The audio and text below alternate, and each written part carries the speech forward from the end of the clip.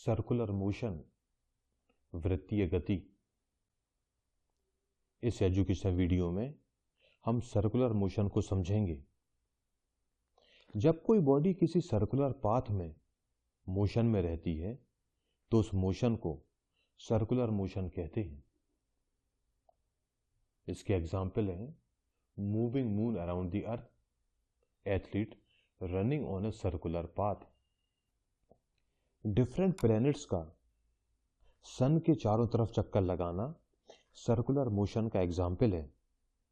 इसी प्रकार चंद्रमा का अर्थ के चारों तरफ चक्कर लगाना भी सर्कुलर मोशन का एग्जाम्पल है। जब कोई एथलीट सर्कुलर पाथ में दौड़ रहा हो तो उसके मोशन को भी सर्कुलर मोशन कहा जाएगा। तो हम कह सकते हैं कि कोई भी ऑब्जेक्ट जो सर्कुलर पाथ में मोशन में है उसका मोशन सर्कुलर मोशन होगा।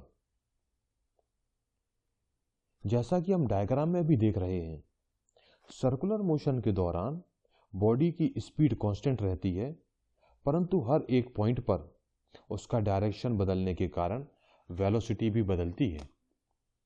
वेलोसिटी का डायरेक्शन सर्कुलर पाथ के रेडियस के परपेंडिकुलर रहता है। जब बॉडी सर्कुलर पाथ में चलती है तो बॉडी का प्रत्येक पॉइंट भी सर्कुलर पाथ को फॉलो करता है। हमें पता है कि एंगल का फॉर्मूला होता है angle is equal to arc upon radius. यदि रोटेशनल एंगल डेल थीटा है तो आर्क में डिस्प्लेसमेंट डेल एस है, तो रेडियस आर है, तो डेल थीटा होगा del theta is equal to del S upon are.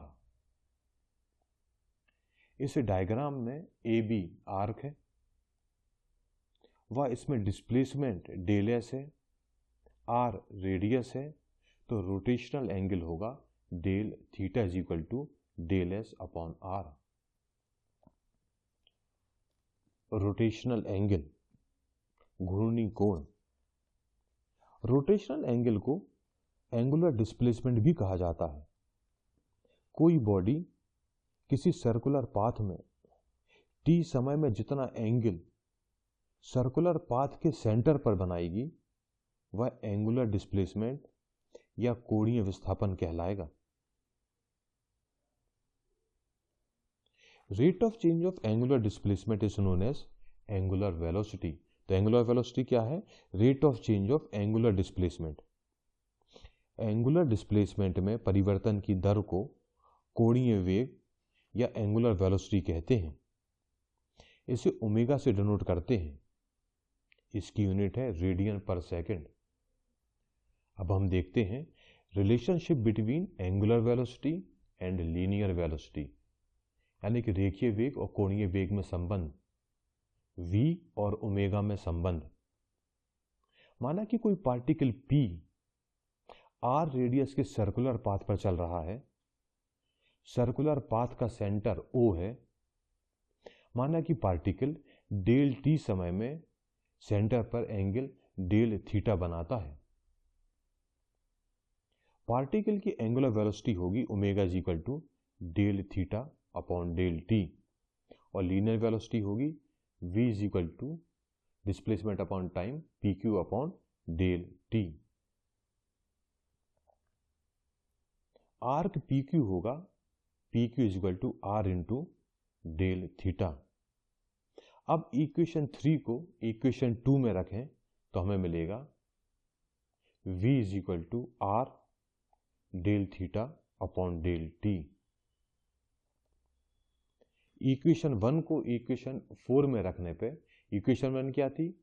Omega is equal to del theta upon del T, और इक्वेशन 4 है v is equal to R del theta upon del T. तो equation 4 में equation 1 रखते हैं तो हमको मिलता है v is equal to R omega. v is equal to R omega, यही रिलेशनशिप है लीनियर वेलोसिटी और एंगुलर वेलोसिटी की। v is equal to R omega, जहां v लीनियर वेलोसिटी है, ओमेगा एंगुलर वेलोसिटी है और r radius of circular path है। Diagram में आप देख रहे हैं कि कार का टायर लीनियर वेलोसिटी v से आगे की तरफ चल रहा है, वह एंगुलर वेलोसिटी ओमेगा से सर्कुलर पाथ पर भी घूम रहा है। सेंट्रिपिटल एक्सेलरेशन, अभिकेंद्रीय त्वरण। Changing velocity per unit time का मतलब है एक्सेलरेशन। हमें पता है acceleration is equal to velocity upon time. जब कोई बॉडी सर्कुलर पाथ पे चल रही हो तो पाथ के हर एक पॉइंट पर उसकी वेलोसिटी बदलती है, चेंज होती है, जिस कारण से बॉडी में जो एक्सेलरेशन होता है उसे सेंट्रिपिटल एक्सेलरेशन या अभिकेंद्रीय त्वरण कहते हैं। इसकी यूनिट है रेडियन पर सेकंड स्क्वायर। वह डायमेंशनल फार्मूला है m0 L1 T-2। जैसा कि डायग्राम में दिखाया गया है, जब कोई बॉडी सर्कुलर पाथ में ट्रेवल करती है तो पाथ के हर एक पॉइंट पर वेलोसिटी का डायरेक्शन बदलता है। वह यह बाहर की तरफ होता है, डायरेक्शन बाहर की तरफ है वेलोसिटी का। पार्टिकल पर जो फोर्स लगता है उसे सेंट्रिपिटल फोर्स कहते हैं और यह सर्कुलर पाथ के सेंटर की तरफ अंदर की ओर लगता है। सेंट्रिपिटल एक्सेलरेशन का डायरेक्शन भी पाथ के सेंटर की तरफ होता है, यानी कि सेंट्रिपिटल एक्सेलरेशन भी अंदर की तरफ रहेगा और सेंट्रिपिटल फोर्स भी अंदर की तरफ रहेगा। सेंट्रिपिटल एक्सेलरेशन का फॉर्मूला है A is equal to V square upon R। जैसा कि बताया है, सेंट्रिपिटल एक्सेलरेशन का डायरेक्शन हमेशा सर्कुलर पाथ के सेंटर की तरफ होता है। सेंट्रिपिटल एक्सेलरेशन के कारण ही वेलोसिटी का डायरेक्शन चेंज होता है, व इसका मैग्नीट्यूड कांस्टेंट रहता है। माना कि कोई पार्टिकल जिसका मास m है, r रेडियस के सर्कुलर पाथ में v वेलोसिटी से चल रहा है। पॉइंट P1 पर वेलोसिटी v1 है और पॉइंट P2 पर वेलोसिटी v2 है। इसे हमने डायग्राम में दिखाया है, जैसा कि आप स्क्रीन पे देख रहे हैं। ट्राइंगल P1OP2 व ट्राइंगल AOB को कंपेयर करने पे हमें मिलेगा P1P2 upon P1O is equal to AB upon AO, जहां P1P2 डेल S है, P1O R है, AB डेल V है, AO V है। इसको सॉल्व करते हैं तो हमको मिलेगा del V is equal to V upon R del S। अब del V is equal to V upon R del S, इसको अब हमने डेल T से डिवाइड करेंगे, दोनों साइड डेल T से डिवाइड करेंगे तो क्या मिला, del V upon del T is equal to V upon R del S upon del T। Del V upon del T acceleration A है और del S upon del T velocity V है, तो हमको मिला A is equal to VR into V, यानी कि A is equal to V square R। तो हमने निकाला A is equal to V square R। हमको ये भी पता है V होता है R ओमेगा, तो V की जगह R ओमेगा रखेंगे तो अब इक्वेशन होती है A is equal to R omega whole square upon R। Solve करने पे हमको मिला A is equal to R omega square. Centripetal force, अभिकेंद्रीय बल।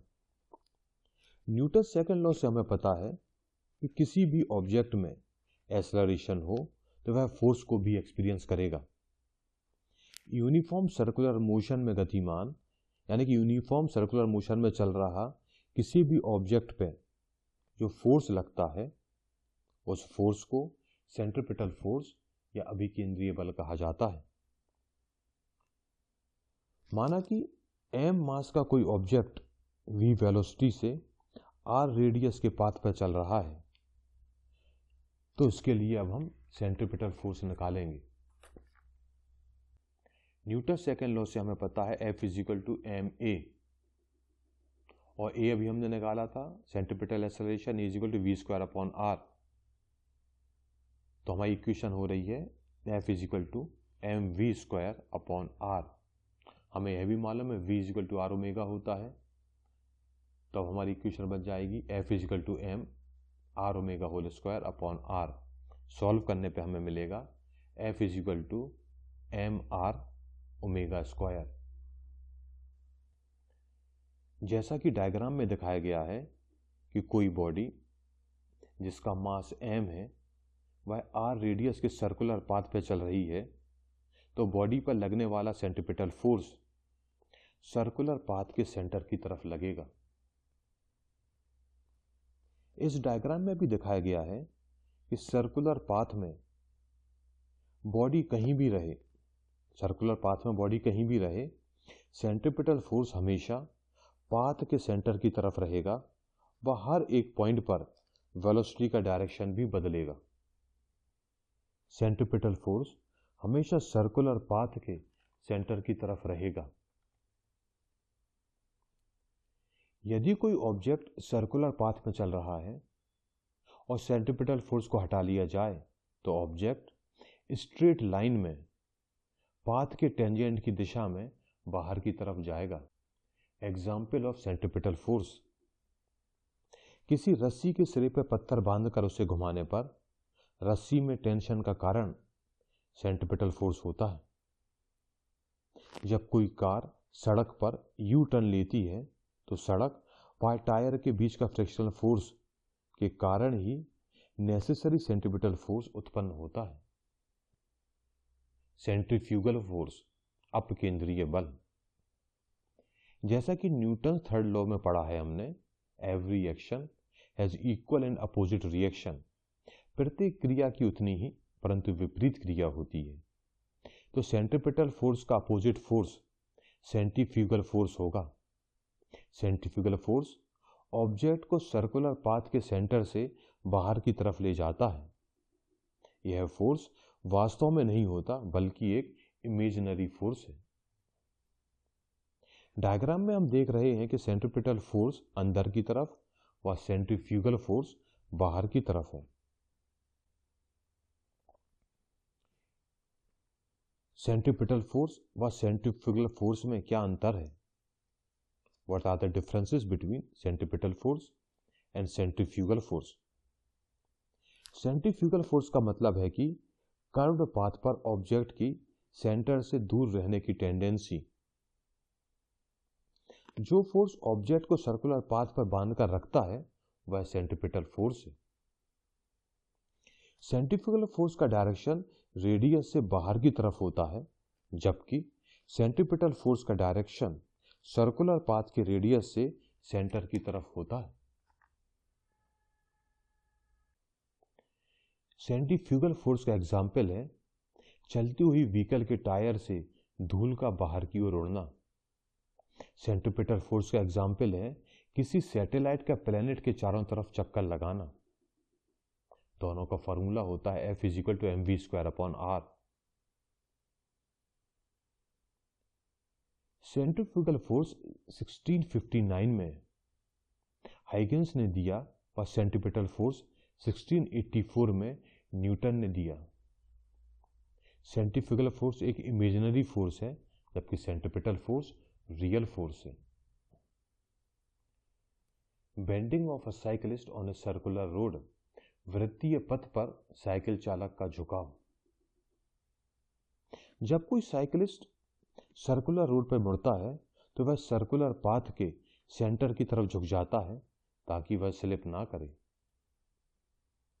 इस डायग्राम में दिखाया गया है कि जब साइकिल सवार स्ट्रेट रोड पर चलता है तो वेट mg नीचे की ओर व रिएक्शन r ऊपर की ओर रहता है। जब साइकिलिस्ट मुड़ता है तो वेट mg नीचे की तरफ रहेगा व रिएक्शन r के दो कंपोनेंट हो जाएंगे, vertical component r cos theta व horizontal component r sin theta. माना कि साइकिलिस्ट का मास है m, radius of circular path है r, जो एंगल वो वर्टिकल लाइन से बना रहा है, खड़ी लाइन से, वो है थीटा, और रिएक्शन फोर्स है r। Horizontal component r sin theta के कारण नेसेसरी सेंट्रीपिटल फोर्स होगा r sin theta is equal to mv square upon r।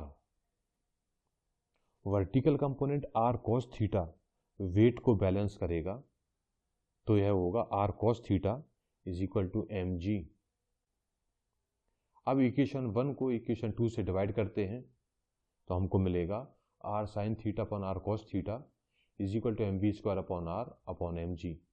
Solve करने पे मिलता है tan theta is equal to v square upon rg।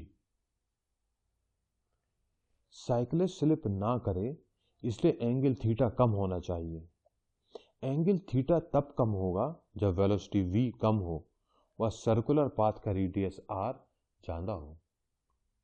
इस education video में हमने सर्कुलर मोशन को समझा।